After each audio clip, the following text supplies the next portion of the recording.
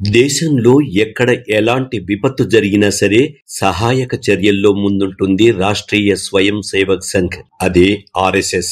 ఇటీవలే గుజరాత్ లోని కర్ణావతిలో జరిగిన విమాన దుర్ఘటన ప్రతి ఒక్కరిని కలచివేసింది. ఈ విమాన ప్రమాదం జరిగిన వెంటనే కేంద్ర రాష్ట్ర బలగాలకు తోడుగా ఆర్ఎస్ఎస్ స్వయం సేవకులు, వారితో పాటు సేవాభారతి కార్యకర్తలు వెంటనే సహాయం చేయడానికి రంగంలోకి దిగారు. కర్ణావతి ఆసుపత్రిలో అవసరమైన చోట అన్ని రకాల సహాయ సహకారాలను వీరు అందిస్తున్నారు. ప్రభుత్వ అధికారులు ఇతర సహాయక బృందాలతో నిరంతరం సంప్రదింపులు జరుపుతూ సేవా కార్యక్రమాల్లో నిమగ్నమయ్యారు.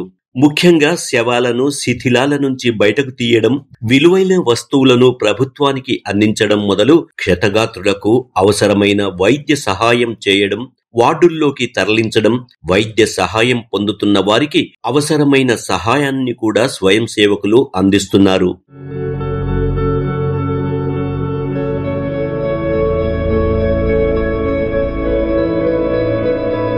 ఈ సేవా కార్యక్రమాన్ని స్వయం సేవకులు 2 దశల్లో నిర్వహిస్తున్నారు. ప్రతి దశలో 175 మంది స్వయం సేవకులు పాల్గొంటున్నారు. అందులో భాగంగా ప్రమాద స్థలంలో రక్షణ కార్యకలాపాలు, ట్రాఫిక్ నిర్వహణ, ఆసుపత్రిలోని పోస్టు మార్టం గదిలో సహాయం, DNA నమూనా సేకరణలో తోడ్పాటు, అవసరమైన వారికి రక్తదానం, అంతేకాకుండా మృతుల బంధువుల కోసం ఏర్పాటు చేసిన శిబిరంలో దాదాపు 2000 మందికి పైగా టీ, నీరు, స్వామినారాయణ మందిర్ సహకారంతో ఆహార పంపిణీ లాంటి ఎన్నో కార్యక్రమాలను సంఘ్ అక్కడ చేస్తుంది. ప్రస్తుతం వీరు చేస్తున్న సేవా కార్యక్రమాలు అందరినీ ఆకర్షిస్తున్నాయి.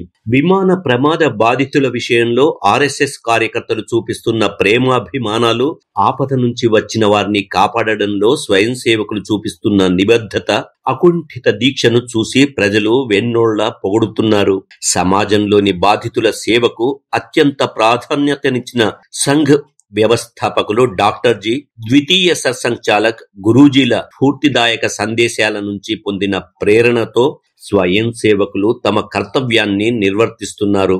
ప్రస్తుత సరసంఘచాలక్ డాక్టర్ మోహన్ భాగవత్ జీ కూడా సేవా తత్పరత విలువలను నొక్కి చెప్తుంటారు. గుజరాత్ లో జరిగిన విమాన ప్రమాదం తరహా సంఘటనే 1996లో కూడా జరిగింది.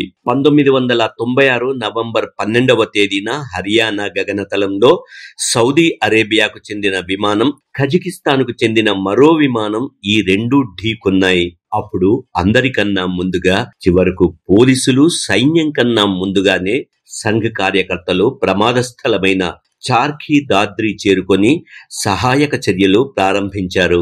ఈ ప్రమాదంలోని బాధితుల్లో అత్యధికులు ముస్లింలే. శరీర భాగాలు తెగిపడిన శవాల మధ్య స్వయం సేవకులు చూపిన సేవా తత్పరత, మృతుల కుటుంబాలకు అందిస్తున్న సహాయ సహకారాలు చూసి సంఘను ఎప్పుడూ విమర్శించే అప్పటి కేంద్ర పౌర విమానయాన శాఖ మంత్రి సీఎం ఇబ్రహీం కూడా వారిని ప్రశంసించకుండా ఉండలేకపోయాడు. నాడు సేవలందించిన ఆర్ఎస్ఎస్ కార్యకర్తలను ముస్లింలు మసీదులోకి తీసుకువెళ్లి సత్కరించారు. స్వయం సేవకులు మానవత్వంతో పనిచేస్తుంటారని మౌల్వీ మహమ్మద్ హమీద్ ఆనాడు కొనియాడారు. ఇదే సందర్భంగా ముస్లిం పెద్దలు, స్థానిక ముస్లింలు మాట్లాడుతూ తమకు ఎన్నాళ్ళు ఆర్ఎస్ఎస్ గురించి వేరే విధంగా నూరిపోశారని చెప్పారు. ఆర్ఎస్ఎస్ కార్యకర్తలే గనక లేకుంటే తాము తమ బంధువుల శవాలను కూడా చూడగలిగే వారం కామని వారన్నారు. ఎన్నో రకాల విపత్తులు సంభవించిన ప్రదేశాలలో సంఘ్ తన సహాయ కార్యక్రమాలను అందిస్తుంది. 2004 డిసెంబర్లో వచ్చిన సునామీ సమయంలోనూ, 2018లో సంభవించిన భారీ వరదల సమయంలోనూ ఆర్ఎస్ఎస్, సేవాభారతి కార్యకర్తలు చేసిన సేవా కార్యక్రమాలను కేరళ ప్రజలు చూశారు. అలాగే 2016 ఏప్రిల్లో కొల్లం వద్ద పుట్టినల్లోని దేవాలయంలో అగ్ని ప్రమాదం సంభవించింది. దాదాపు 11 మంది మరణించారు. ఆ సమయంలో కూడా ఎక్కడా వెనకడుగు వేయకుండా కుళ్ళిన మృతదేహాలను దహనం చేయడం, ఖననం చేయడంతో సహా అనేక సహాయ కార్యక్రమాలు చేశారు. వయనాడ్ ప్రకృతి విపత్తు సమయంలోనూ స్వయం సేవకులు ముందుండి సేవలందించారు. ఇదే సమయంలో 2 స్వయం సేవకులు ప్రాణత్యాగం కూడా చేశారు. అంతేకాక మణిపూర్ అల్లర్లప్పుడు కూడా ఆర్ఎస్ఎస్, సేవాభారతి కార్యకర్తలు నిస్వార్థంగా పనిచేశారు.